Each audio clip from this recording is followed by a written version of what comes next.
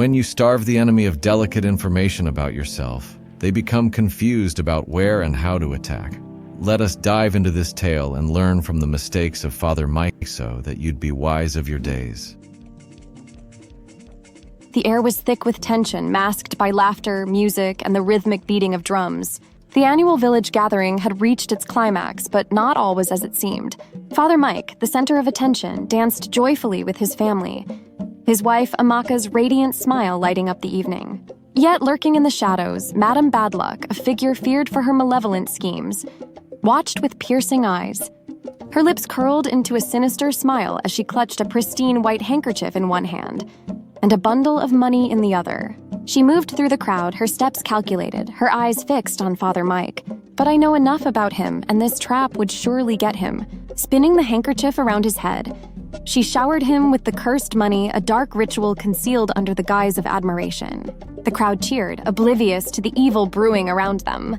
Each spin of the handkerchief and flutter of the money carried sinister intent straight from the depths of a coven meeting. Hours later, as the festivities wound down, Father Mike's family bid their relatives goodbye and began their journey home. But as the car rolled out of the village, a sharp, unexplainable headache gripped Father Mike. The pain intensified with every passing hour, refusing to subside. For weeks, he endured the relentless torment, chalking it up to the exhaustion of travel. It was days later, when the family was going through the photos of the meeting, that they discovered a shot of Madame Badluck rolling a white handkerchief on Father Mike's head. Although they were still not sure of the cause, at least that was a clue.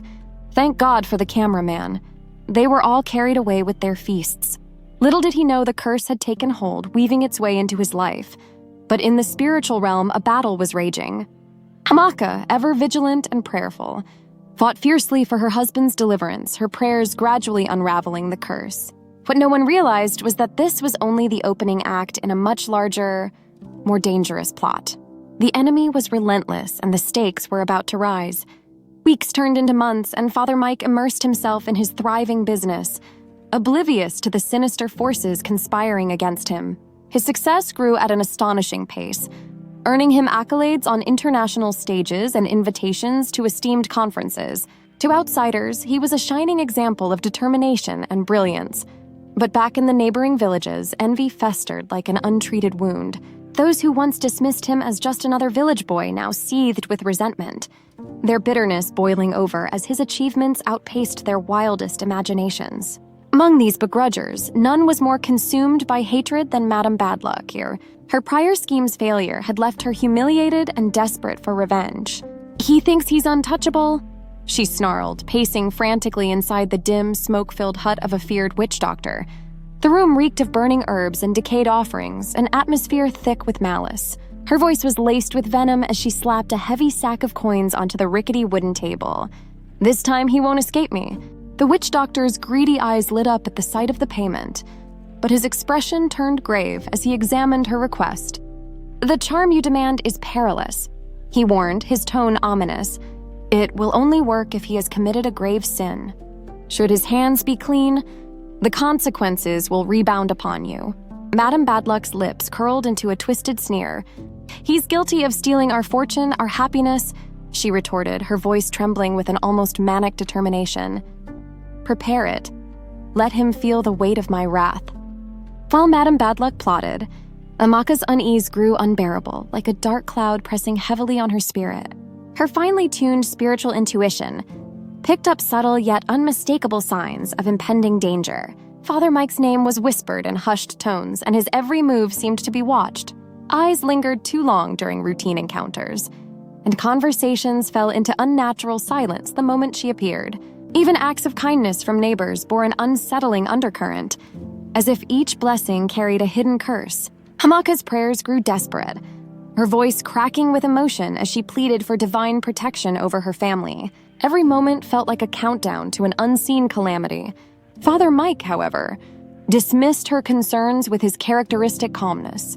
"You're overthinking again," he said gently, his warm smile failing to ease the turmoil within her.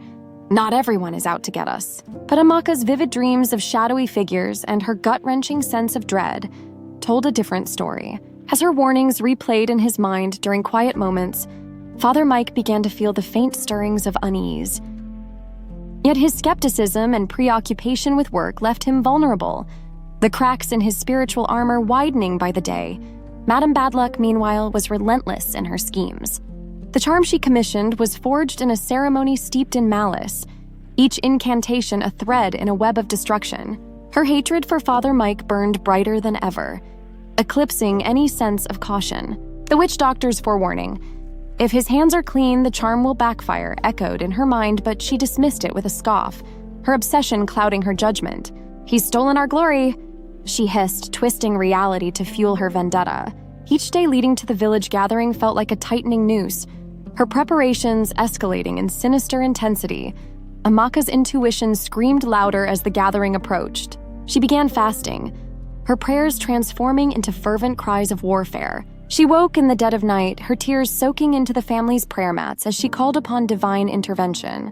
She could feel the storm brewing, a spiritual battle raging unseen. The atmosphere at home was charged with a tension that Father Mike, though reluctant to admit it, couldn't ignore. Yet he hesitated to fully believe Amaka's warnings, brushing them aside as paranoia. As the days dwindled, Madame Badluck finalized her trap, oblivious to the peril she was courting. Her blind hatred blinded her to the cracks in her own armor, and the forces she sought to manipulate began to coil back with a silent but ominous energy. The unseen battlefield was alive with conflict, each side bracing for the inevitable collision. The players, innocent and wicked alike, were drawn closer to the brink where faith and malice would collide in a confrontation fraught with peril and irrevocable consequences. The year-end approached, and the family prepared for another trip to the village gathering. Father Mike, weary from his grueling schedule of international conferences and business meetings, had allowed his spiritual guard to slip. His usual routine of prayer and devotion had been replaced by exhaustion, leaving him vulnerable. As they packed for the journey, Amaka's unease grew, her instincts warning her of unseen dangers. The trip began uneventfully, the children's laughter and cheerful singing filling the car as they traveled along the winding, dusty road. Amaka held Father Mike's hand, her prayers silent but fervent.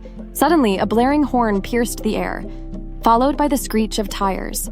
An oncoming truck careened into their lane, swerving wildly. Before they could react, the collision was deafening, a cacophony of shattering glass and crumpling metal. When the dust settled, the scene was one of chaos and despair. Father Mike lay unconscious amidst the mangled wreckage, his face pale and motionless. Amaka's hands trembled, tears streaming down her face. The children, shaken but miraculously unharmed except for minor bruises, huddled close to their mother, their cries mingling with the distant wails of sirens. At the hospital, time became a relentless torment for Amaka. Doctors raced against the clock, their efforts focused on stabilizing Father Mike, whose body lay battered and motionless, trapped in the oblivion of a coma. Each passing second felt like an eternity, a cruel stretch of uncertainty that gnawed at her spirit. She knelt beside his bed, her hands trembling as they clasped tightly in prayer, her whispered pleas for his recovery mingling with the sterile hum of medical equipment. During those harrowing days, Father Mike was ensnared in a chilling dreamscape. He wandered through a shadowy, otherworldly forest shrouded in mist. Faceless figures loomed around him, their voices dripping with venom as they whispered his name. Each word carried malice, a revelation of plots and curses designed to destroy him. Midst the ominous cacophony, a cold, mocking laughter echoed, a sound he recognized immediately as Madame Badluck's, chilling him to the core. Her spectral form materialized briefly, her malevolent grin searing into his consciousness before vanishing into the shadows. Meanwhile, Amaka's sleepless nights became a battlefield of the mind and spirit. Fragmented memories of past village gatherings played incessantly in her thoughts. Madame Badluck's intrusive presence, the unnerving blessings, and the white handkerchief's sinister spin. Each recollection deepened her dread, and with it came an undeniable clarity. As she poured her heart out in fervent prayer, a stream of revelations flooded her spirit. She saw visions of unseen battles, angelic warriors clashing with forces of darkness, and her husband's name at the center of the conflict. Each vision fortified her resolve. When Father Mike finally stirred, his eyes fluttering open after days of unbroken silence, Amaka's relief was a tidal wave of emotion. Tears streamed freely down her cheeks as she clung to him, her gratitude spilling out in incoherent sobs. His awakening felt like a miracle, a beacon of hope piercing through the dense fog of despair. As he regained his strength, Amaka couldn't hold back any longer. She poured out the truth in a trembling voice, recounting the spiritual attacks and the deep-seated envy harbored by their neighbors. Her words were laden with urgency and pain, each revelation cutting deeper into Father Mike's heart. He listened in stunned silence, the vivid dreams he had endured aligning too perfectly with her warnings. The whispers, the curses, the laughter, it all made sense now. This was no random accident. It was an orchestrated act of malevolence, jealousy weaponized by dark forces. That night, as Amaka knelt once more in prayer, Father Mike joined her. His voice, though weak, carried a newfound determination. Together, they cried out for divine protection, their prayers a desperate plea for wisdom and strength to navigate the treacherous path ahead. Little did they know, the unseen enemy, fueled by frustration and failure, was already preparing its next move. But so too was a divine power readying a counterattack. The battle was far from over. This was only the beginning of a new chapter in their spiritual battle. From that moment, the family resolved to act with heightened caution and strategic wisdom. The haunting memory of the accident and its implications served as a constant reminder of the unseen forces at work. They stopped announcing their travel plans or attending village meetings openly. Instead, their arrivals became stealthy and unannounced, catching everyone off guard. This unpredictability unsettled Madame Badluck and her cohorts, denying them the time and knowledge needed to set their traps. The family also embarked on a transformative spiritual journey. Amaka led nightly prayer vigils, and Father Mike, now fully aware of the dangers, joined her with a fervor born of experience. Their home became a fortress of faith, with scripture and worship filling the air. The children, though young, were drawn into the circle of prayer, their innocent voices adding strength to their spiritual shield. The villagers, once privy to every detail of Father Mike's success, were left grasping at rumors. Speculation ran wild, and Madame Badluck, in her frustration, tried several times to concoct new schemes. However, her efforts were thwarted by the family's new approach. With no fresh information to exploit, her powers of manipulation weakened.